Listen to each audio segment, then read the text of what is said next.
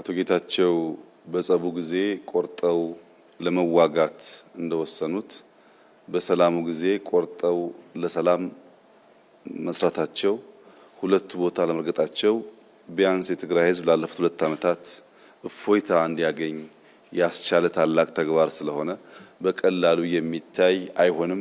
ክቡር ታደሰ እሳቸውም የጌታቸውን ፈለግ ተከትለው ይህንኑ ሰላም እንደሚያጸኑ ከፍተኛ ተስፋ አደርጋለሁ። ባለፉት 1 ወር ገደማ የኢትዮጵያን ሕገ መንግስት፣ የፕሪቶሪያን ስምምነት፣ የዲፕሎማቲክ ኮሚኒቲውን ምክር በማከል ሰፊ ውይይቶች ሲካሄዱ ቆይተዋል። የአቶ ጌታቸው የስልጣን ዘመን በህጉ መሰረት ሲያበቃ የሚቀሩ ቁልፍ ስራዎችን የሚያከናውን አካል ትራንዚሽናል መንግስቱ መቀጠል አለበት የሚል ድምዳሜ ከተያዘ በኋላ ይህንን ትራንዚሽን ማን መርቶ ከግብ ሊያደርስ ይችላል የሚል ውይይቶች ስናደርግ ቆይተናል።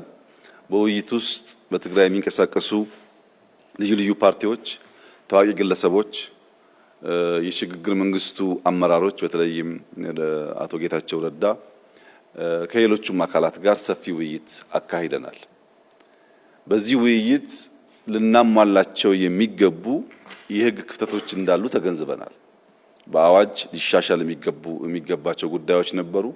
በአሰራር ሊታረሙ የሚገባቸው ጉዳዮች ነበሩ። እነዚህን ሁሉ ካስተካከልን በኋላ ዛሬ በይፋ እና በሰላማዊ መንገድ በአዲስ ባህል የስልጣን ሽግግሩንና ቅብብሎሹን ለማካሄድ ደርሰናል።